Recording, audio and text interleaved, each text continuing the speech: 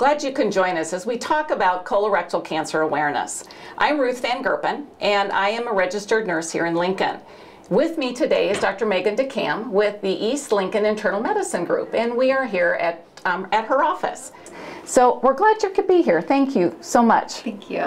Well, let's start with talking about why we're talking about colorectal cancer. Why is it important? Why is it something that we need to be more aware of? Colon cancer is still very common in the United States, and it's actually the third most common cancer in the United States, and it can affect men and women. So it's also important because we have screening tools out there that we can detect these cancers, and we can actually treat the disease, and we can catch it even before it is cancer. And I think that's important. That part about catching it before is the fact that we know it is something that we can prevent. But that comes about with screening, and we're going to talk about that in a little while. But let's first talk a little bit about who's at risk for colon cancer, those risk factors that I think it's important we're aware of. Absolutely. One of the most common risk factors is your age, and when you get to be about 50 years old is when we really see that increase in your risk to develop colon cancer. And every decade over 50, your risk continues to increase. So age is important. Also, genetics are important. So if you have a very strong family history, you need to let your physician know about that as well. That would be a history of somebody having colon cancer in their family, for instance? Absolutely, especially your first-degree relatives, meaning your parents, your siblings, or your children, if they've had colorectal cancer or if they've had an advanced polyp or a precancer. Okay.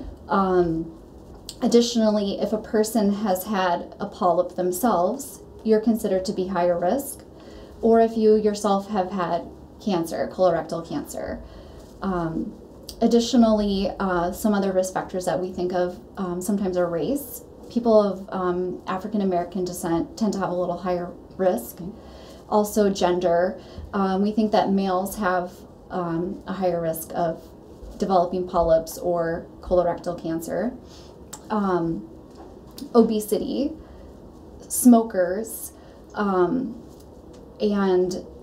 also people who are physically inactive. We think, they may actually, all of those people may be at a little bit higher risk as well. And the obesity really plays a factor with diet, doesn't it? That diet that is a little bit higher in fat, isn't as focused on as much of the fiber and things, also can influence in the risk of colon cancer, but also affects the risk of obesity.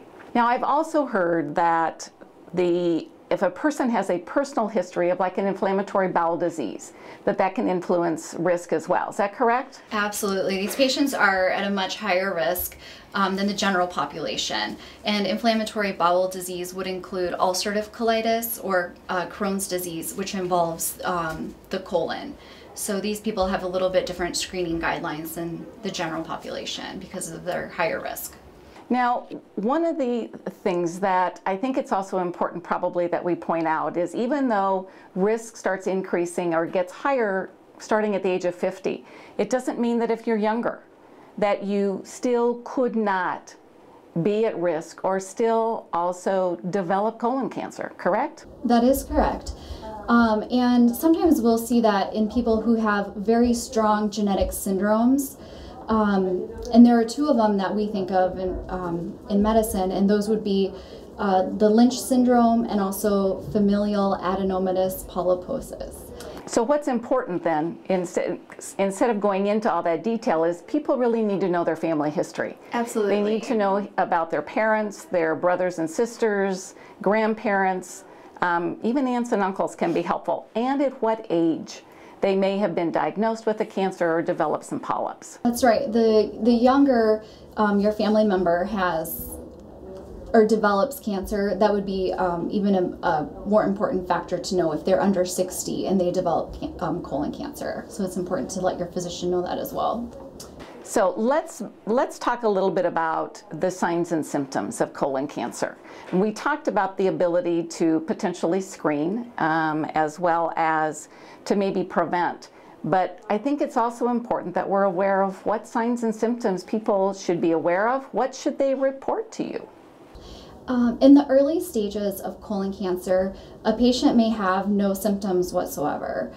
So it's important to know that. And that's why screening can be important as well. But when when the disease can get more advanced, you tend to develop more symptoms. And some of those symptoms would include blood in the bowel movements or bleeding from the rectum. Also, you can have abdominal pain. Sometimes people can get fatigued, feel very weak. They may have weight loss. You may also have changes in your stools themselves.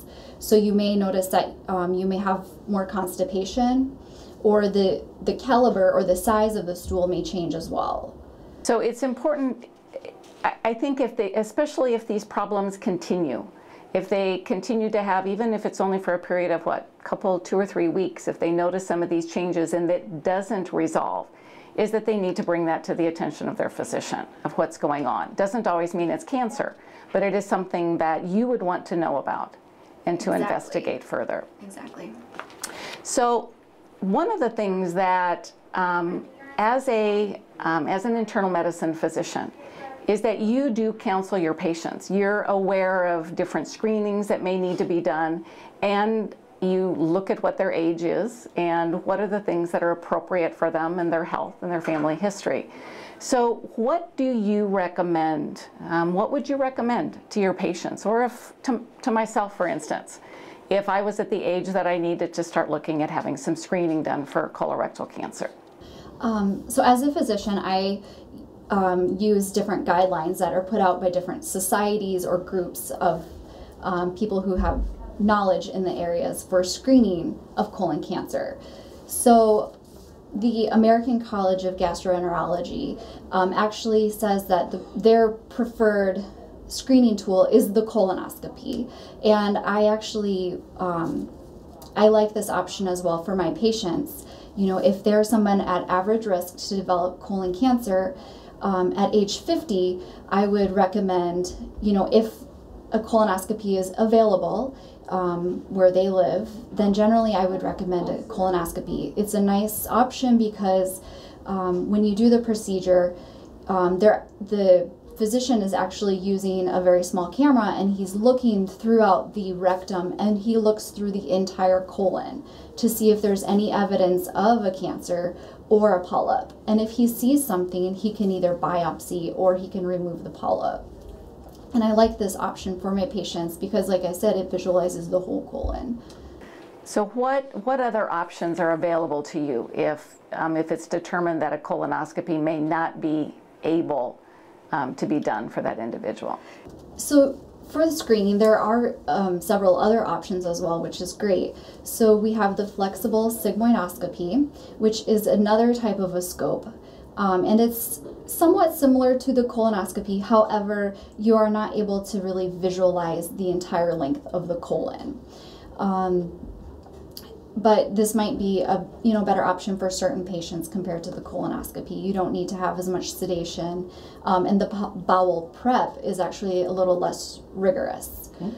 Also, we have a double barium enema, which is another imaging modality that we can use. It's not quite as commonly used because we have the colonoscopy and the flexible sigmoidoscopy, but it is an option. Also, there is a CT colonography, and this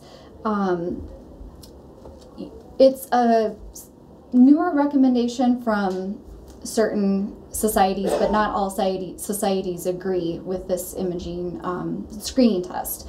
And what they do is the patient will take the prep as they would for the colonoscopy, a similar type of a prep, and then they get a CAT scan of the belly, and they're able to reconstruct these images through the computer to develop like a three-dimensional view of the colon, and they can look for polyps that way. This is if something is found, the patient does still have to go through the colonoscopy, and this isn't always covered by all medical insurances either. So also you get the exposure to radiation with this test. And then finally, the other option is to do a fecal occult blood test, which might be a really nice option for patients who are not able to go through any of these imaging screenings that we just talked about.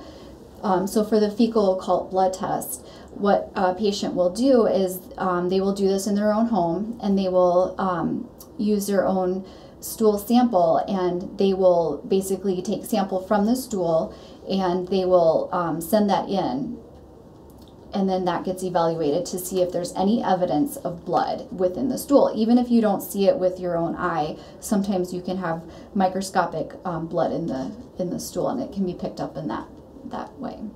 So the screening, the importance of screening is really twofold, is it not? One is to identify the presence of polyps that, if removed, maybe we can prevent a cancer from being found or developing. But the other is also a method of diagnosing, finding something early, even before symptoms are there, so that it can be more successfully treated. Yes. So thank you very much. I think you've given us some wonderful information as far as risk factors, the things that we need to focus on. Number one, we know we need to be aware of our family history. We need to be aware that starting at the age of 50, hopefully our physician starts talking to us about it, but if not, we need to probably bring that up and mention it. And also being aware that there aren't any signs and symptoms associated necessarily with early colorectal cancer, but there are some as the disease progresses. And to discuss the different types of options of screening that may be available. So thank you very much. Thank you. I appreciate your time. Thank you for joining us at this point. We're going to take a break, and then we will be back to continue to learn more about different screening options and how they are performed. Imagine a world with more birthdays. Imagine a world where cancer is scarce. Getting tested for colon cancer can help you celebrate more birthdays with those who matter most. Imagine how happy your family will be to have you with them year after year. Picture yourself spending more time with your friends and family. Call your doctor and make an appointment today. Anyone can get colon cancer, both men and women. If you have a colon, you're at risk. If you're 50 or older, talk to your doctor about colon cancer. Your friends and family will be glad you did. We're the American Cancer Society, the official sponsor of birthdays.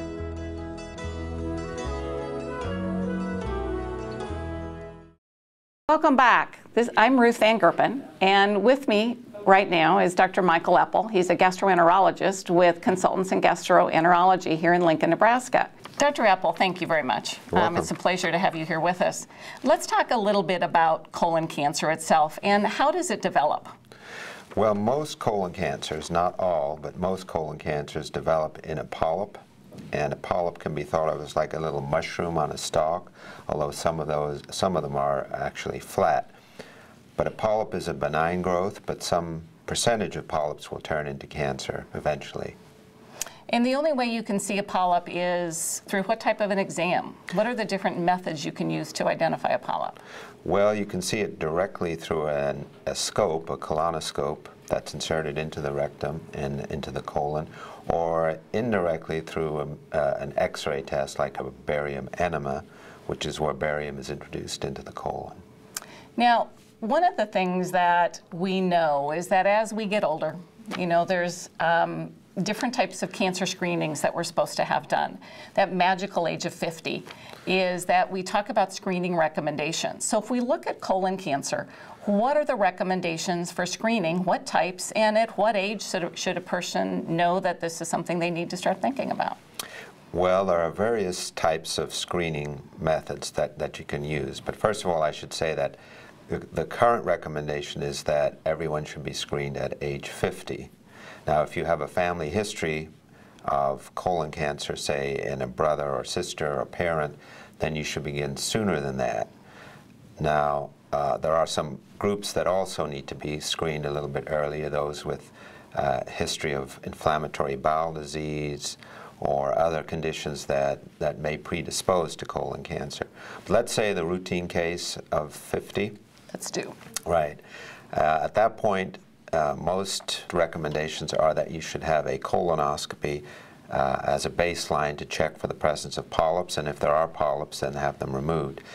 Other ways of checking for colon cancer, which are not quite as accurate as that, would be X-ray studies, so-called virtual colonoscopy, which is the use of a CT scan, which hasn't been approved fully for that by every major carrier and so forth. Or we also check the stool for microscopic blood, which is called a fecal occult blood test. And that's a test that is not specific. There can be a lot of false positives and so on, but it's still a useful test as a kind of a basic screening test for the presence of tumors or polyps. Finally, you can actually do a shorter test called a flexible sigmoidoscopy, which looks at the lower third of the colon, where most, but not all, cancers occur. But that is also another way of checking for colon cancer. Bottom line is the gold standard right now is considered to be a colonoscopy. It detects the vast majority of cancers or polyps, but nothing is 100%. Now, if during a colonoscopy, if there was a polyp that you identified, you would be able to remove it at that time. Is that correct? That's correct, unless it's very large, in which case surgery might be necessary, but most of the time we can remove polyps and in that way prevent a cancer developing. And in fact, sometimes we remove polyps and you can see that there's a little cancer in the head of the polyp. Remember I said it was like a mushroom? Mm-hmm. So in the head of the polyp, like the head of a mushroom, you can see some cancer or precancerous changes, and in that case you've definitely prevented the colon cancer from developing. Now, one of the things for you to be able to accurately see inside the colon is that there needs to be some type of a bowel prep. Now, it's one of the things that I know many people are hesitant about, and there's, I think, some fear involved. So explain a little bit the different types of bowel preps, the importance of that, so that you, again, can see as accurately as possible. Right. Well, it's really, really important that the colon be as clean as possible so that we can see any small polyps that might be hiding. The colon is not completely smooth on the inside. It has folds or rings, if you think of them like looking through a hose pipe. It's not smooth and flat. It's actually got rings in it. So sometimes polyps can be difficult to see, and even some cancers can be difficult to see. So it's really important to have as clean a colon as possible. Right now there are a variety of different preps on the market. Most of them require drinking a certain volume of liquid to sort of flush out your colon. Most groups also have people have clear liquids the day before.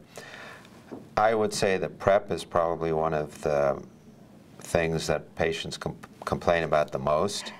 But actually the newer preps are much less volume than in the old days and are much better tolerated than they were in the past. And still give you the accurate visualization Correct. that you need. Yeah, they work very well, and most of the time, if you follow the instructions, 95% of the time or 90% of the time we do get really good clean outs with those. And these procedures are performed in an outpatient setting. You don't have to be hospitalized. It can be done in endoscopy centers. It can be done in outpatient centers in the hospital as well. Correct. Yep. They're all done as outpatients with light sedation, usually called conscious sedation. Or we have some patients who do them without any sedation. And it's not, that sounds scary and it sounds difficult, but actually it's really not too bad in a lot of cases. If you're the kind of person who gets their teeth done without any Novocaine, then you can do a colonoscopy without any sedation. In the sedation, really, it's just a matter that you really don't remember the procedure. You're not having an anesthetic. You're not being put to sleep. But it allows you to, in most cases, for myself, when I had mine done, is that you say, we're going to give you some medication now, and then the next thing you know, you're waking up and you're telling me that it's all over. Right, but it's more than just forgetting. You are actually comfortable during the whole thing too, and for the most part, you're just asleep, basically, and then you wake up and you don't really remember anything of what happened. Well, thank you very much. We're going to take a short break, and when we return, we're going to show you what a colonoscope looks like.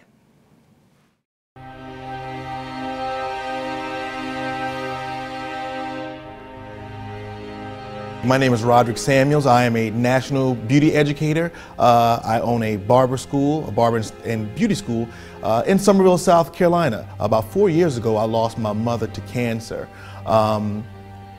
You know, and I wanted to make sure that I could kind of lend my services and passion to something that was near and dear to my heart. My mom was an awesome person. She was what you see in me is what I got out of her, and I just love helping people and giving back. What I hope to happen as a result of being able to be seen out in the community is that people will understand that it's not a black thing, it's not a white thing, it's a everything thing. And I hope that, you know, by people seeing those billboards out, that they'll know that, you know, there is somebody out there that cares about not only just shaping their hair, but shaping their life as well.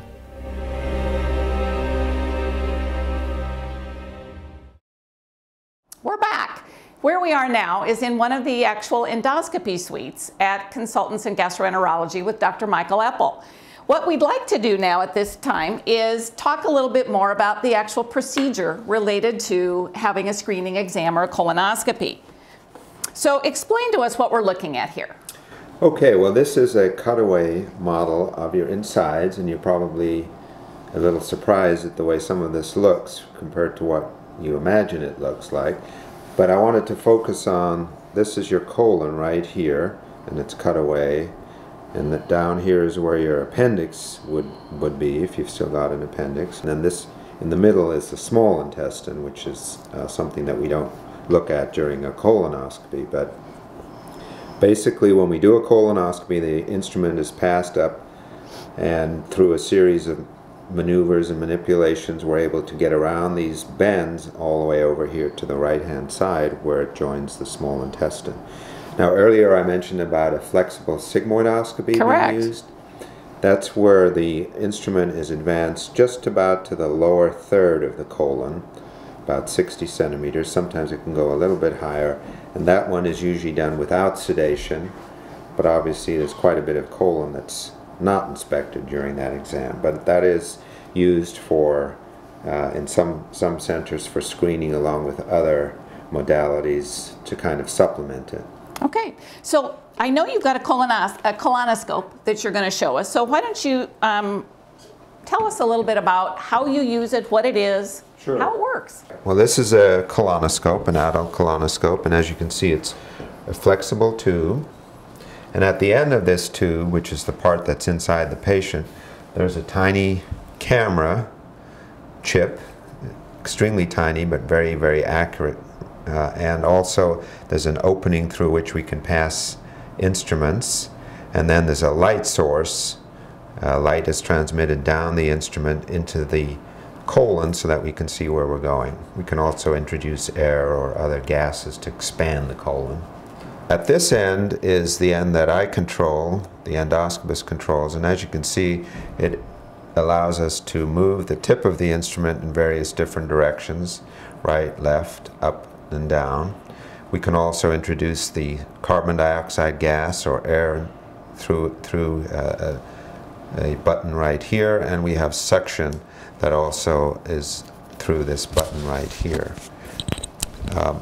The third opening along here is where we can pass instruments for various procedures that we might want to do. And you watch this on a monitor, correct, in the room? Correct. The camera transmits the image, and then we are able to watch it on a monitor.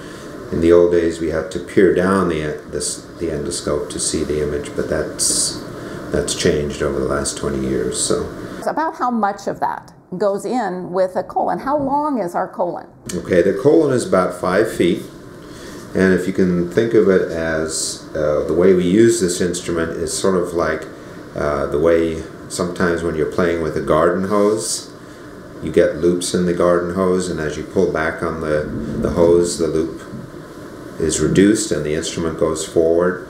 So at various times you may have more instrument in there than you would at the end of the procedure. Sure. So, but most of the time, by the time it's done and the colon is straightened out, we have about 60 or 70 centimeters in, which is about this long.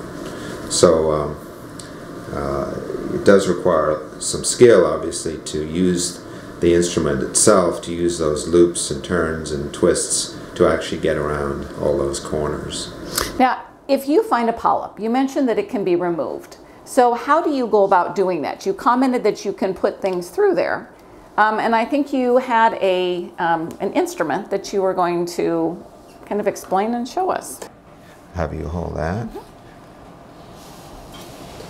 This is a biopsy forceps, and I think if you can see it there, this opens and closes like so, and it's like a little cup device that takes a tiny, tiny sample of the lining of the colon. I'll just pass that through the instrument.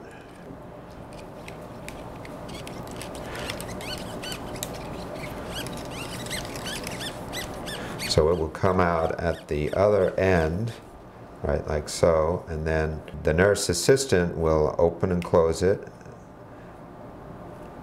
until we get the sample that we need, and then just pull it out and send that off to the pathologist to be checked. Now, in other cases, we can pass an instrument that's kind of like a lasso, and it has some current that flows through it and heats up, and we can take a polyp off that way. Because some of them you had indicated are like a mushroom on a stalk, and so that would allow you to do that, correct? Correct, yeah. Okay. It's obvious from the information that you've shared with us that screening really is an important component to making sure that with colon cancer that we have the ability to, in some cases, prevent a cancer from developing if you can remove a polyp before it's become cancerous. But ideally as well, you can maybe identify a cancer early before the person has started having symptoms. Maybe they haven't even experienced any blood in their stool or any signs of pain or changes in their stool. Right. So besides the ability to do the screening, what are some of the other key messages that you would like to make sure everybody understands when it comes to colon cancer and what you do in the area of screening?